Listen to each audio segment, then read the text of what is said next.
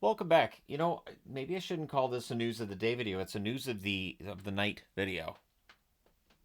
Do I have to be dressed like Dracula for that though? Anyways, so let's go ahead and jump into this. Starting at the top of the board, Utah announcing before tonight's game against the Edmonton Oilers that Maverick Lamoureux is dealing with an upper body injury and he's expected to miss 4 to 6 weeks. That got Valimaki into the lineup for Utah tonight, and he had an assist. So for Utah, dealing with injuries on the blue line's nothing new. So Valimaki's the next guy up, and hopefully Lamoureux's back in 4 weeks rather than needing the full 6 weeks. But we'll see how that all turns out. Dan Vladar, in what was a very emotional day for both Calgary and Columbus, for the teams, for the fans, and of course for the Goudreau family too. There was some nice stuff on the Sportsnet broadcast I was watching about the Goudreau family. And Vladar unveils that he has a mask that honors the Goudreau brothers, and that after the second game between Columbus and Calgary this season, it will be auctioned off.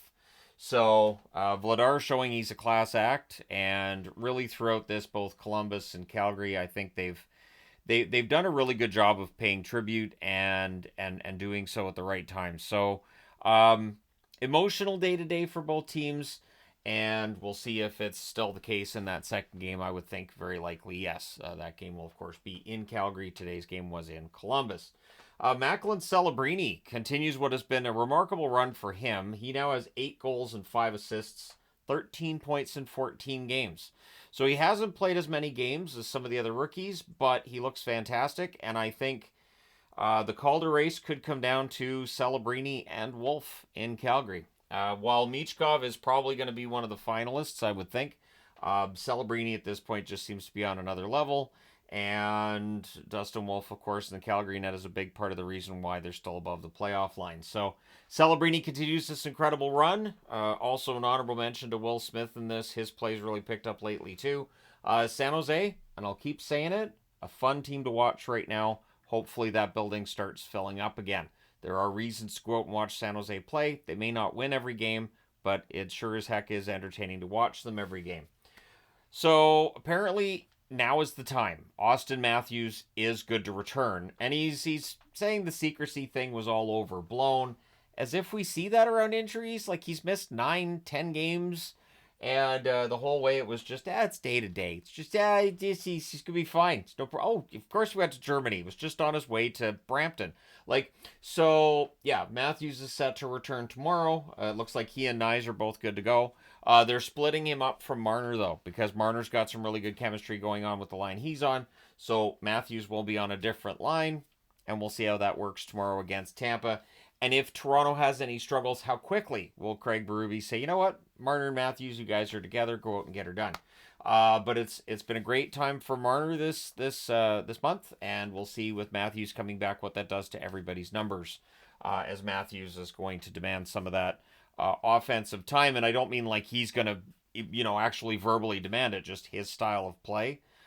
He's going to be pushing his way up that lineup, and he's going to be getting, if he is truly healthy now, he should be getting his share of goals.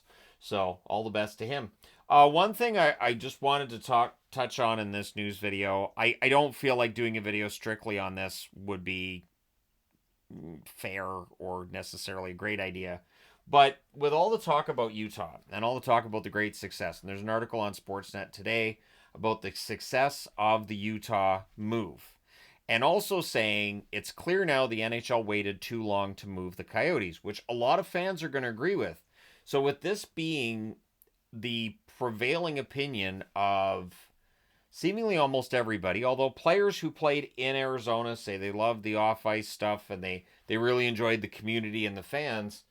But with saying Utah's feeling more like a hockey market and it's definitely louder and you got a lot more people in the building, does this mean that maybe the NHL might, I don't want to say reconsider, but they might be a little bit tougher on Arizona when/if the day comes around that they decide to look at going back there? I think it's an interesting question to ask, and I think when the first season is done in Utah, it would be fun to see the financial numbers that last year in Arizona, that first year in Utah, and see just how much more money they made and how much better things were for them. And it does beg that question of, it may make it more difficult to justify going back to Arizona. It may be more difficult, even if Gary Bettman really wants to go back. It may make it more difficult to talk other owners into it. Other owners might decide, you know what, we'd rather not because we're making more money in Utah. We'd make more money in Houston than we would in Arizona. So it'll be interesting to see how all that shakes out. And it's going to be years. It's years before we're going to be looking at any kind of expansion or anything. We know this, but they deactivated the franchise. They didn't make it defunct or anything. So there was clearly a plan to maybe go back. And I do wonder if that's been affected by just how successful it's been so far in Salt Lake City. Steven Stamkos, after another loss today, talking about how the team, and he included himself in this, so I don't want him to make it sound like he's throwing his teammates under the bus, but talking about how they're unable to generate goals. And one thing to keep in mind is that this is a league that keeps getting younger and faster, and for teams that have a lot of players maybe on the older side, and adding Marchessault, adding Stamkos does make your roster a little bit older. I think that's part of it. I think just the speed, the cycle plays, and just how this game is played now, it may be more difficult for Stamkos. And he doesn't have Kucherov passing the puck anymore. That's the biggest difference for Stamkos. So he's admitting that they're frustrated. The team's frustrated. And we know that Barry Trotz has said the rebuild word out loud not too long ago. So at what point does it become official? Does Nashville say, okay, we're selling off assets and we're rebuilding? The trade of Tomasino is not necessarily a sign that that's what's going on. That may just be, this is a player we don't see a future for in our organization. We're moving him out. But it will be interesting to see over the next few weeks what's going to happen and what the direction of the front office is going to be towards this team. Nick Ehlers got injured in the third period tonight of that game against the Vegas Golden Knights. He will be evaluated Sunday in Dallas. And from the way Scott Arniel talked about it, it sounds like it's day-to-day. It shouldn't be anything major that's going to keep him out for a while. Nick Ehlers is having the best season of his career, so it would be a big blow to Winnipeg if he did miss some time. Especially since, you get Perfetti going tonight, and Perfetti's finally getting goals. And while it wasn't necessarily the result Jets fans would have wanted tonight against Vegas, there's still some positives you can take out of that game. But if Ehlers is hurt for any amount of time, that can make those positives just a little bit dimmer, just a little.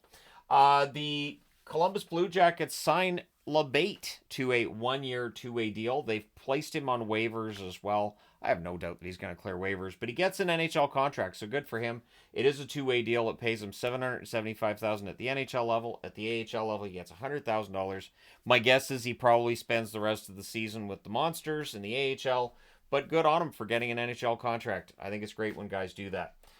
So a lot of talk in the Vancouver market about Nils Hoglander, and Hoglander has not had a fantastic start to the season. He had 24 goals last year. We know Hoglander can produce. And he can play a tough game too. His ice time tonight, 6 minutes and 28 seconds, which is a career low. His name has been out there in trade rumors, again locally, but now it feels like it's being picked up more and more widely. So that tells you there's very likely some calls coming into Vancouver, and maybe Vancouver's making some calls.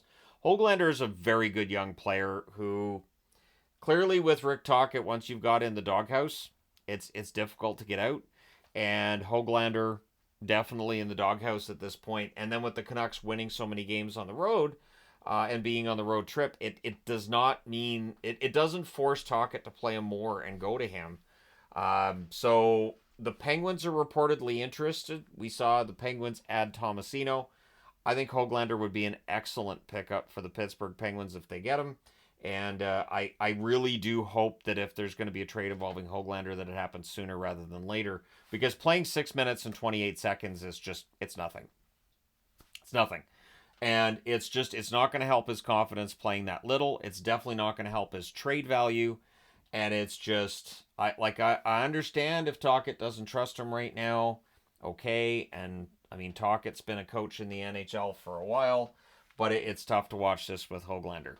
Because Hoglander and Garland, both of them together, hard workers. I love both players. And Garland is having an amazing career year. Hoglander is not. So hopefully if a move is going to be made, it happens soon. Because playing 6 minutes in a game just doesn't do anything for him. So we'll see how much longer Hoglander's a member of the Canucks. But it would make sense for Pittsburgh to pick him up. Pittsburgh, in picking up Tomasino, clearly, if they added Hoglander as well, they're looking to add more young forwards, looks like young wingers.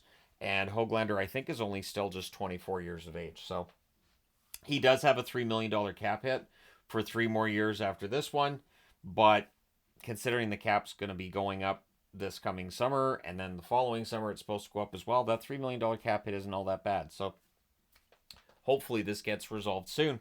The Washington Capitals, the kings of the comeback, they now have 9 comeback wins. They lead the National Hockey League in that category. I'll go back to what I've said before about teams that are leading the league in comeback wins. You can't count on that all the time. It's fun when it happens if you're rooting for that team, but you can't count on it all the time.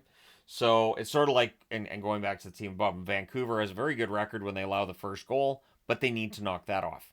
So when a team's getting those comeback victories, you should be happy to see them, but you also want that team to not need those comeback victories all the time, because as the season rolls along, those comebacks get more and more difficult. Usually, anyways, it gets more and more difficult to get those comeback victories later in the season. So 9 of them so far for the Caps. We'll see how many more they have in them before we get to the Christmas break.